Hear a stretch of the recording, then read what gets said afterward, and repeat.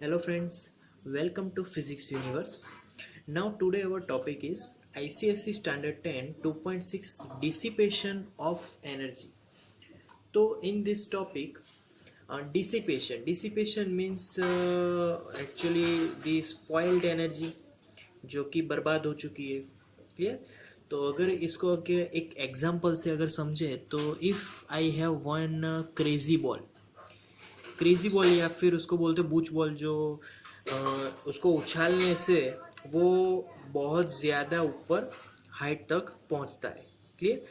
तो ये जो बॉल है उसको हम लोग एक सरफेस पे फ्री फॉल करवाते हैं.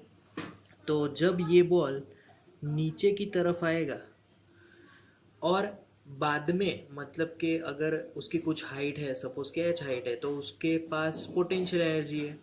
अगर उसकी जो मोशन है फ्री फॉल करवाएंगे तो उसके पास काइनेटिक एनर्जी भी होगी. क्लियर. तो काइनेटिक एनर्जी से वो नीचे आएगा, फिर यहाँ पर टकराएगा. यहाँ पर टकराने के बाद फिर से क्या होगा कि वो उछलेगा. बट ड्यूरिंग दैट टाइम जब वो टकराएगा तब क्या होगा, एक साउंड फॉर्म होगा डब करके. साउंड फॉर्म होगा as well as we know that any object have frictional. So surface पे अगर वो पहुंचेगा तो वहाँ पे फ्रिक्शन फोर्स भी अप्लाई होगा. तो due to friction force heat is generated there. So जो उसकी काइनेटिक एनर्जी है वो कहाँ पे गई, तो उसका थोड़ा पोर्शन, एक तो काइनेटिक एनर्जी का थोड़ा सा पोर्शन पहले तो कहाँ पे जाता है, तो साउंड एनर्जी में. क्लियर. फिर दूसरा जो पोर्शन है due to friction that is converted into heat energy.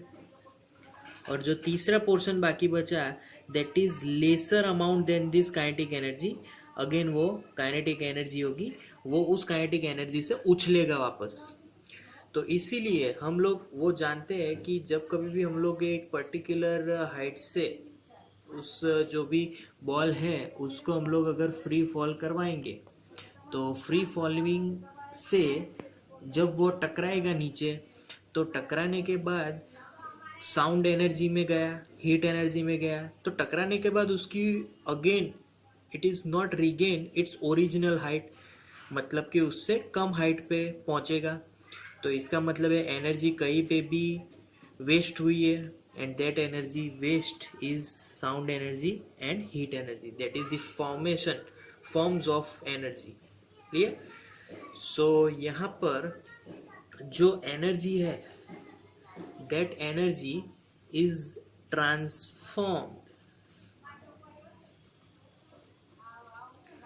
from useful, मतलब कि जब वो फ्री फॉल कर रहा था तब मोशन में था तो वो तब यूजफुल फॉर्म में था.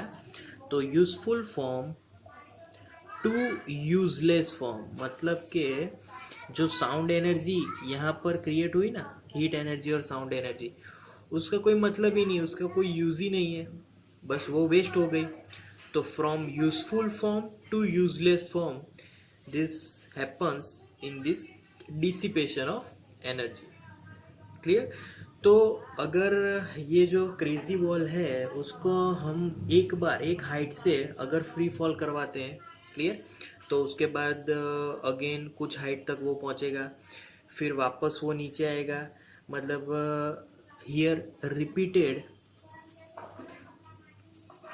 Motions is there. तो repeats, the motion is repeats here. तो कंटिन्यूस हम लोग देख पाएंगे कि उसकी जो हाइट है ना वो डिक्रीज होती चली जाएगी. क्यों?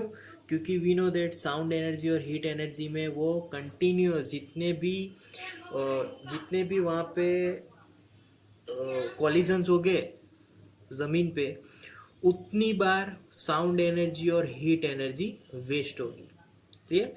तो अगर इसका हम लोग फिनोमिनन लिख पाए तो the phenomenon of transformation of energy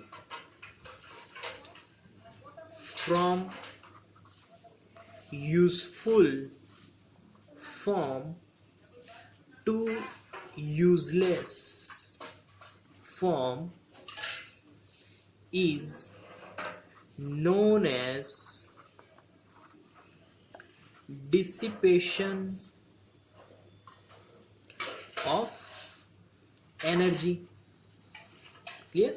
So that is the dissipation of energy. Okay, now next topic, that is 2.7, and that is the examples of interconversion of energy. तो ये जो example of inter conversion of energy है वो आप लोगों को खुद से होमवर्क में करना है. क्लियर? यहाँ पर क्या है कि इंटर कन्वर्जन मतलब कि एक एनर्जी से दूसरी एनर्जी में कैसे एनर्जी ट्रांसफर हुई, इसके एग्जाम्पल यहाँ पर बनाने हैं. Clear? So that is for homework. So thank you for today guys.